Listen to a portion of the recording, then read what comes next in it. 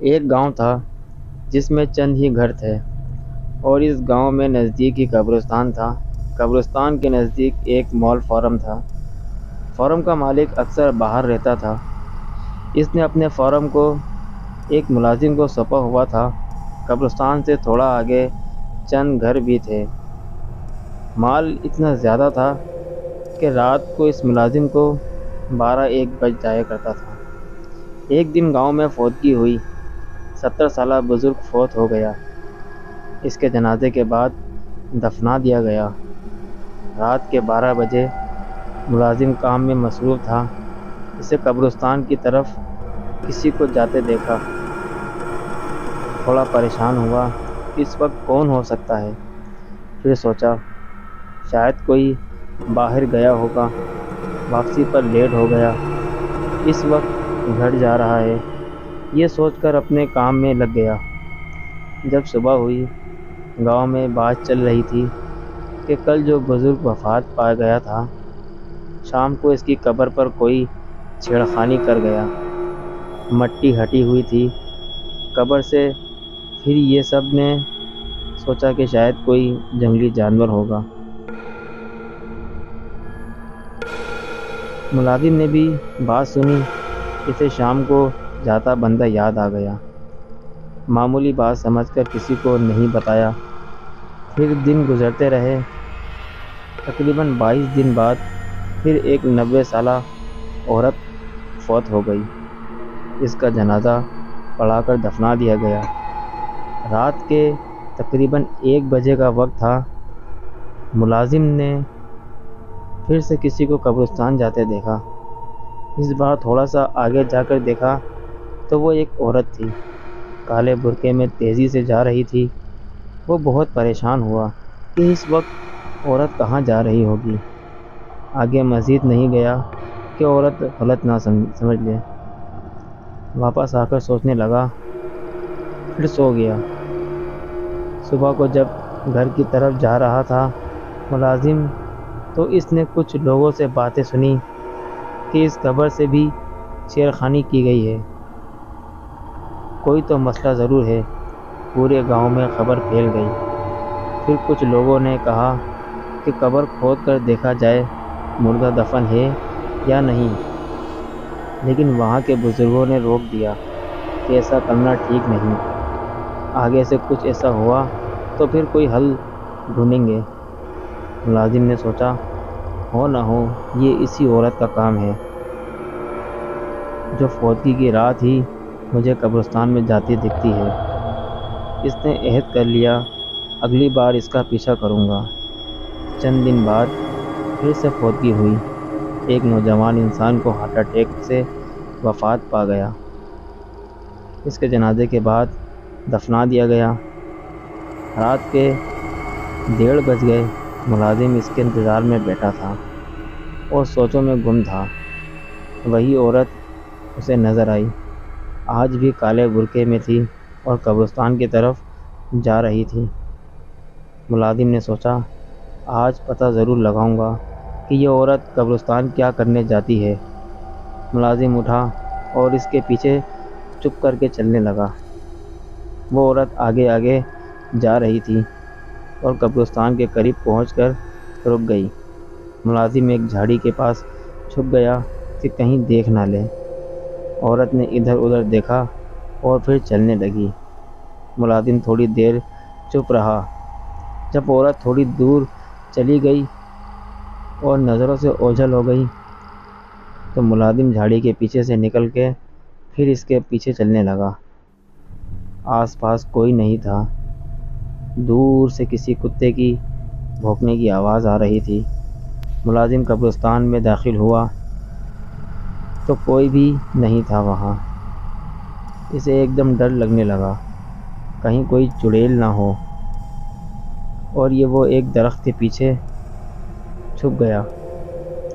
آس پاس عورت کو ڈھونڈنے لگا کہ دور ایک قبر کے پاس اسے کوئی سایہ نظر آیا۔ ملازم نے غور کیا تو یہ وہی عورت تھی۔ ملازم اب قبروں کے درمیان چھپ چھپ کے اس کے سمت بڑھتا گیا جہاں وہ عورت نظر آ رہی تھی۔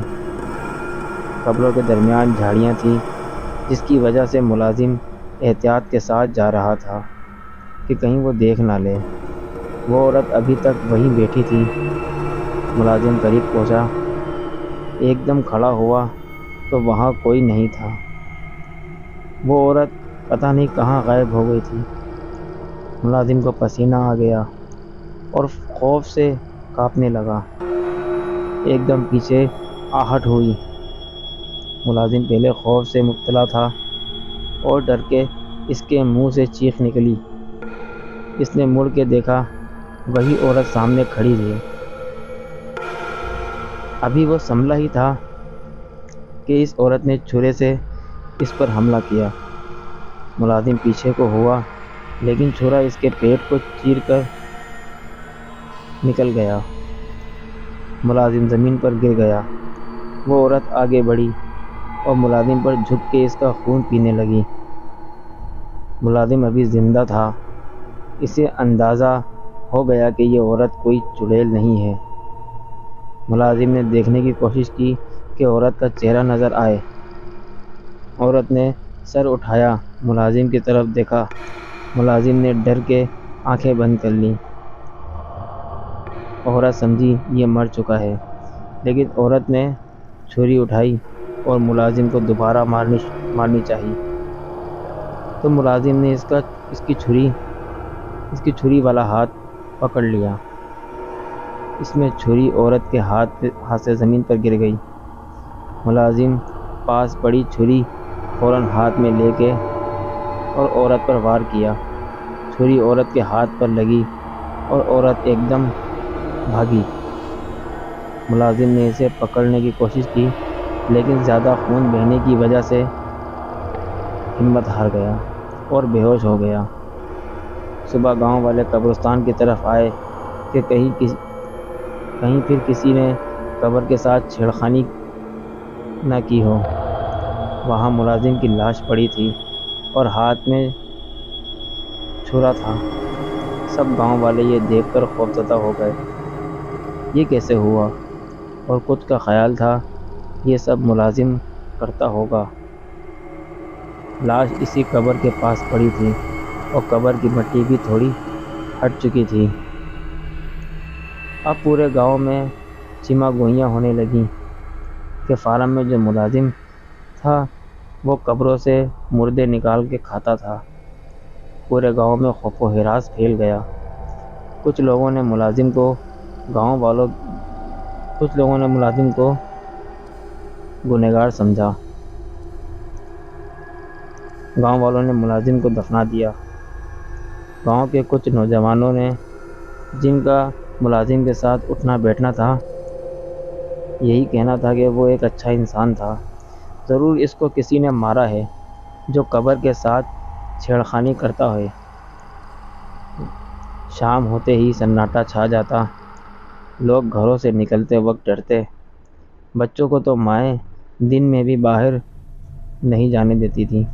اب گاؤں کے کچھ سیانے لوگوں نے مل کر مشورہ کیا کہ 2-3 لڑکے رات کو پہرا دیا کریں گے جب تک یہ معمہ حل نہیں ہو جاتا، لیکن پہرا چھپ کر کریں گے تاکہ جو کوئی بھی یہ حرکت کرتا ہے اسے پتہ نہ چلے، ورنہ وہ ہوشیار ہو جائے گا۔ اب روز شام کے بعد گاؤں کے لڑکے قبرستان میں پہرا دیتے، لیکن ایسی کوئی غیر معمولی چیز لوگوں نے نوٹ نہیں کی۔ اسی طرح کئی ماہ گزر گئے۔ اب تو لوگوں کو بھی یقین ہونے لگا کہ یہ ملازم کا ہی کام تھا، اور پہرا دینے والے بھی تھک گئے۔ گاؤں کے بڑوں نے لڑکوں کو پہرے سے روک دیا۔ اب آہستہ آہستہ لوگ معمول پہ آ گئے۔ اس واقعے کو کئی سال گزر چکے تھے۔ گاؤں والے بھول گئے اور اپنے کاموں میں مصروف ہو گئے۔ کافی ٹائم بعد سردیوں کے دن تھے، یک بستہ ہوائیں چل رہی تھیں۔ گاؤں میں فوتگی ہوئی، لوگ کفن دفن میں مصروف تھے۔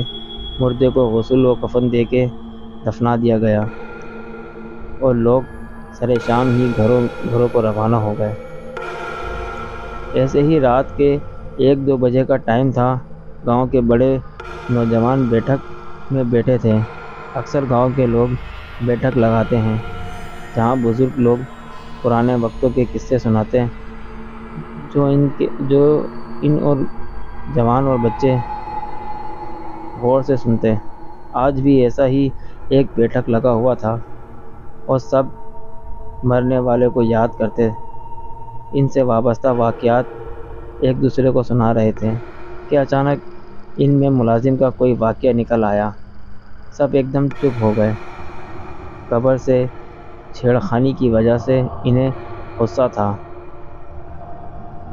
2-3 لڑکے جسے آج تک ملازم پہ یقین تھا، انہوں نے کہا ایسا نہیں کر سکتا ملازم، ضرور کوئی بات ہے ورنہ وہ اپنی جان کیوں لیتا۔ ان تینوں لڑکوں نے ایک دوسرے کو دیکھ کر اشارہ کیا اور اٹھ کے باہر نکل آئے۔ یہ وہی لڑکے تھے جو ملازم کے ساتھ اٹھتے بیٹھتے تھے۔ باہر نکلے، تینوں قبرستان کی طرف چل دیے کہ دوست کی یاد آ گئی تو فاتحہ ہی پڑھ آئے۔ ان کی قبر پر فاتحہ پڑھ کے تینوں واپس مڑے تو ان کی نظر جو نئی قبر بنی تھی اس طرف کو رک گئی۔ وہاں جیسے کوئی قبر کے ساتھ بیٹھا۔ ایک دم تینوں کو وہ چھیڑ چھاڑ والی بات یاد آ گئی اور ایک دوسرے کو دیکھ کر تینوں نے فیصلہ کیا جو کوئی بھی ہو آج ہی نہیں چھوڑیں گے۔ ہاتھوں میں پتھر اٹھائے آہستہ آہستہ قبر کی طرف بڑھے۔ قریب پہنچ کے ایک نے آواز دی کہ کون ہے؟ سایہ ایک دم اٹھ کے مڑا اور تینوں یہ دیکھ کر حیران رہ گئے کہ وہ کوئی عورت ہے جس نے برقع پہنا ہوا ہے۔ اس کے ہاتھ میں چھری ہے۔ اب تینوں کو پوری کہانی سمجھ آ گئی کہ ملازم کو بھی اسی نے مارا تھا، چھری سے۔ عورت یہ دیکھ کر تین لوگ ہیں گھبرا کے ایک طرف سے نکلنے کی کوشش کی اور ساتھ میں ایک لڑکے پر حملہ بھی کیا، لیکن تینوں لڑکوں نے ایک ساتھ پتھر مارے۔ پتھر لگتے ہی عورت چیختی ہوئی ایک جانب کو بھاگی۔ چھرا ان کے ہاتھ سے چھوٹ کے زمین پر گر گیا۔ ایک نے وہ چھرا اٹھایا، تینوں اس کے پیچھے بھاگے۔ عورت گھبراہٹ میں گاؤں کی طرف بھاگی۔ گاؤں میں بھاگ دوڑ مچ گئی۔ بیٹھک میں بیٹھے لوگ باہر آئے کہ کیا ہوا ہے، کون چیخ مار رہا ہے؟ کیا دیکھتے ہیں کہ ایک عورت بھاگی آ رہی ہے اور 3 لوگ اس کے پیچھے لگے ہیں۔ قریب پہنچ کے جس کے ہاتھ میں چھری تھی، عورت پہ چھریوں کے وار کر دیے اور عورت کو وہیں گر کے تڑپ کے مرنے لگی۔ لوگوں نے تینوں لڑکوں کو پکڑ لیا کہ یہ کون ہے اور عورت کو کیوں مارا۔ تینوں لڑکوں نے پوری بات بتائی کہ ہم نے اس عورت کو قبر سے مٹی ہٹاتے دیکھا تو یہ بھاگی، آخر میں پکڑ کے مار دیا۔ تھوڑی دیر بعد پورے گاؤں میں خبر پھیل گئی کہ گاؤں کے بچے بوڑھے حتیٰ کہ عورتیں تک لاش کے گرد جمع تھے جسے کوئی اور ہی مخلوق ہو۔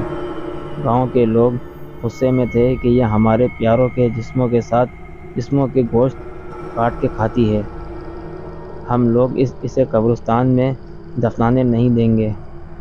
پھر سب صلاح و مشورہ دینے لگے۔ دور ویرانے میں لاش پھینک آئے۔ پھر کافی عرصے تک کسی میت کے دفن کے بعد کبھی کوئی ایسا واقعہ قبرستان میں نہیں ہوا۔